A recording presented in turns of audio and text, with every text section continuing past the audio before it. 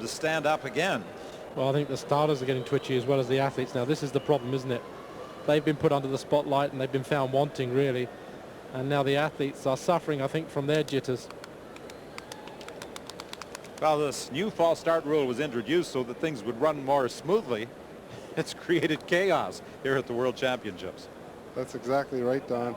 And what you might expect to see for the rest of this competition is quite possibly as soon as those men get into the set position, the gun might go off right away just to get them running free and clear. There's so much controversy already with 2 potential disqualifications. They don't want any more of those potential disqualifications to happen. Chen, Németh, Collins, Thompson, Greene, Aliu, Chambers, Ribeiro. Lanes 1 through 8. The first 4 automatically move on to the semifinal.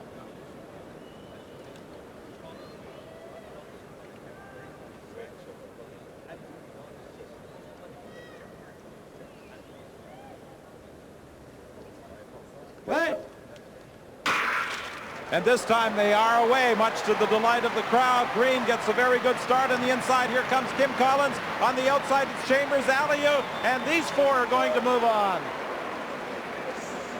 A very fast time again, 10.02 seconds with only 0.6 trailing win. Well, you just saw Maurice Greene slightly limp off the track. He was 4th. I don't think he's in the right sort of form. I'm not saying he's using this as an excuse for the final. But he ran well there, but he's not in the 100% form, I don't think. Finishing maybe 3rd or 4th. And that slight limp, I think, maybe giving him the opportunity to pull out of the final or maybe not run well in the final. That's being hard on him, I know, but I've always thought that he wasn't 100%. Kim Collins, the Commonwealth Games champion, in a time of 10.02 to win it, with Dwain Chambers second in 10.03. And as they hit the finish line, very close for 3rd and 4th between Aliu and Maurice Greene. Not quite sure on the lean who may have got it, but it's Collins in 10.02 as the winner.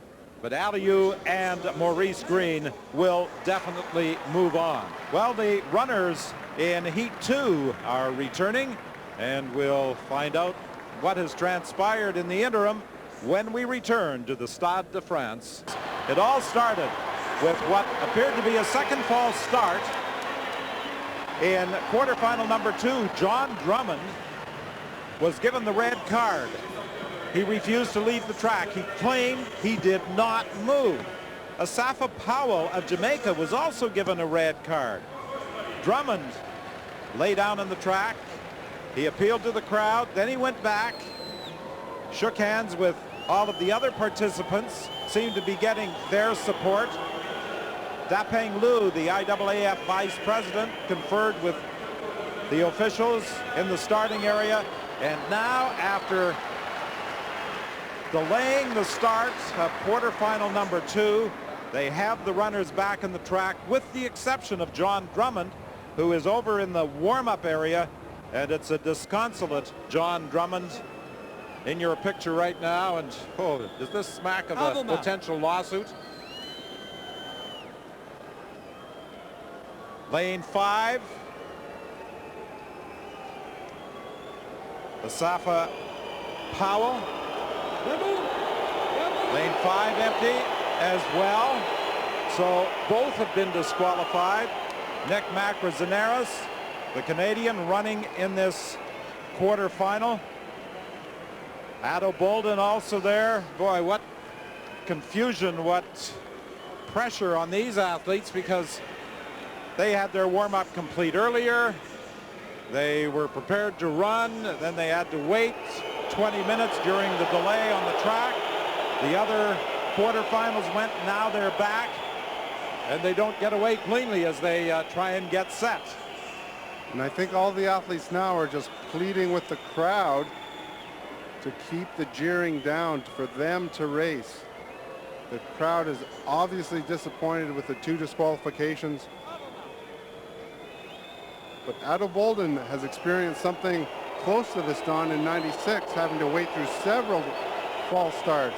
But the crowd is not letting them settle in. And Ato Boldon is taking his time. He has come walking down the track. Now, I don't know what's going on here because Boldon had come out of the blocks earlier and he walked down the track. Then he started walking back. Now he comes down the track again and indicates to the crowd that he'd like them to be quiet so they can get this quarterfinal underway. Well, I think there's got to be a certain amount of reason here, because no matter how much the crowd complain, you're not going to get Jon Drummond back in because he's totally destroyed on the warm-up track. And he's not going to suddenly come back in and run. So they've got to accept the fact that maybe the officials have made a decision. There's Jon warming down now, so he's not going to come back on. This race has got to take place. It's as simple as that. Asafa Powell had come out as an athlete prepared to run after all the confusion, and then an official came up and escorted him off the track. Now, you see Ato Boldon walk away from the starting blocks again because the crowd is reacting each time the runners settle into the blocks. Well, this can go on all night, can't it? And I think what has happened here, that Asafa Powell did come out initially with the rest of these athletes believing that he was going to be given the chance to run, because on the computer it said that Jon Drummond had the faster reaction time, and they're not sure if they should disqualify one athlete, two athletes.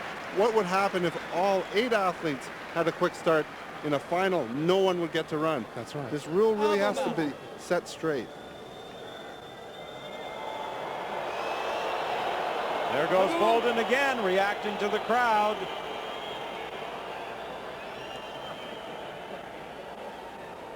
He has twice now put his finger up to his lips and asked for silence. Well, what is the delay now? We're running pops into 30 minutes, 40 minutes delay. And although it's bad for these athletes, what about the finals for the women's in the 100 meters and the 10,000 meters coming up later in the program? Well, they've had their entire schedule altered because of what has taken place here on the track. So it makes it very difficult for the finalists in the women's 100, the women who are going to be competing in the heptathlon 800, as well as the men's 10,000 meters.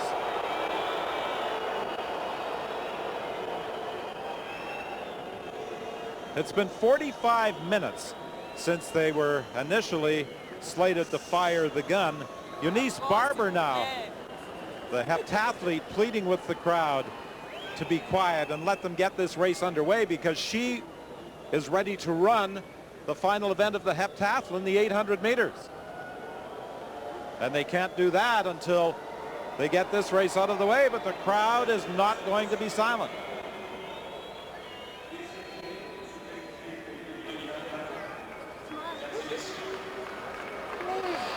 Again, Eunice Barber pleading with the crowd, but I'm not sure how reactive they're going to be to the pleads.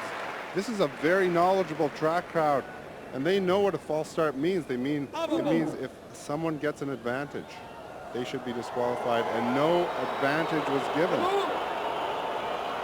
Well, they had the picture of Eunice Barber on the Jumbotron pleading with the crowd, and while some have quieted, there are still boos and noise being heard at the start line, and Ato Boldon has walked away from the starting blocks again.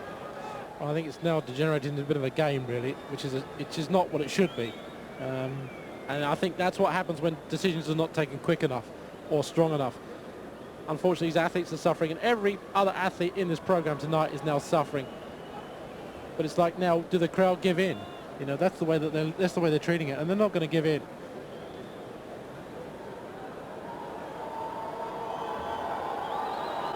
You can hear them react as soon as they get close to the starting blocks. And now I think Ato Boldon is suggesting to the other runners that they come off the track with him.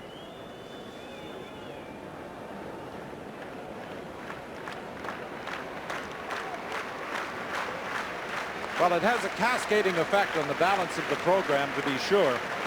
And you wonder how the other athletes who still have an event coming up tonight are reacting to all of this.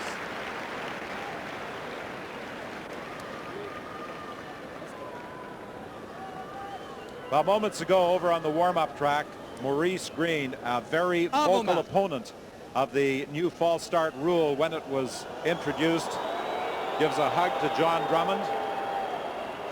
Well, I think there might be a case here if if Ato Boldon is not careful, because he's the only one that's walking away from the blocks or something, he might get disqualified for not getting down to his blocks.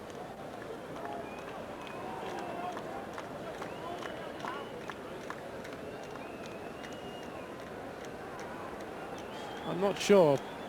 Michael, is Boldon part of HSI too? He is. He's a training partner along with Maurice Greene, Jon Drummond. So this might be a protest to try and help out Jon Drummond. I'm not sure what his tactics are here. If he's motioning for the rest of the athletes to protest with him and to walk off. They don't want to, though. I think he's asked them to, but they seem to be staying there.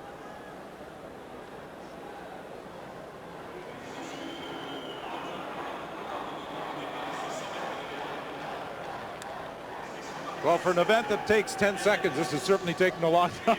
This could be the marathon that a bit earlier than we thought. Well, we're not trying to make light of the situation, but this has been utter chaos here as a result of what took place, well, almost an hour ago now.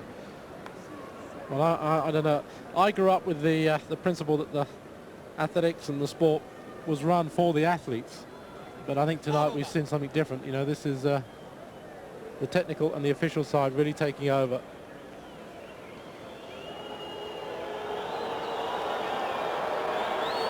Well, despite the cascade of boos from the stands, it looks as though they are finally going to settle in position, although now we have Roland Németh of France stepping out of the blocks.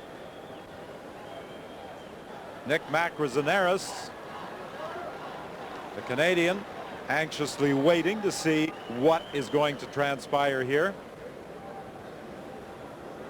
I wish we knew.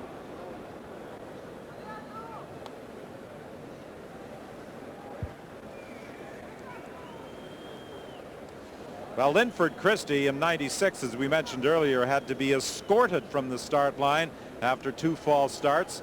He comes over to give Jon Drummond a hug. But in Atlanta in '96, it was a different situation. It was clearly a second false start by Linford Christie. Yeah, it definitely was. I think the fact that he was delaying somewhat his removal from the track was a bit of showmanship. But I think really on the other side of things, I think Drummond's got a justifiable cause for complaint, which is, I think I would come down heavily in his favor. Well, someone has to make a decision here. Either get this race underway or disqualify the whole group. I think you better go down there, Don. That's because I don't think any decisions are being made. Well, they're still trying to straighten it out. We'll be back after this. Take the race.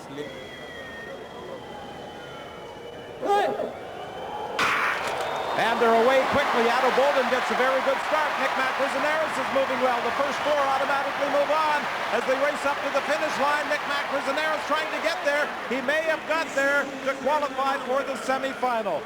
Ato Boldon in a time of 10.09. So Ato Boldon, despite all of the delay, all of the protests that took place, comes through and moves on to the semifinal. And it looks as though Nick Macrozonaris has reason to smile.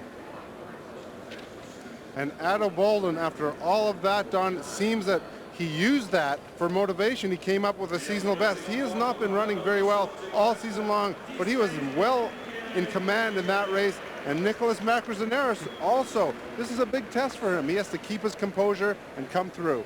And he came through in 3rd place. Emedolu of Nigeria was 2nd in 10.13. Macrozonaris in 10.16 to qualify. Ato Boldon winning in 10.09.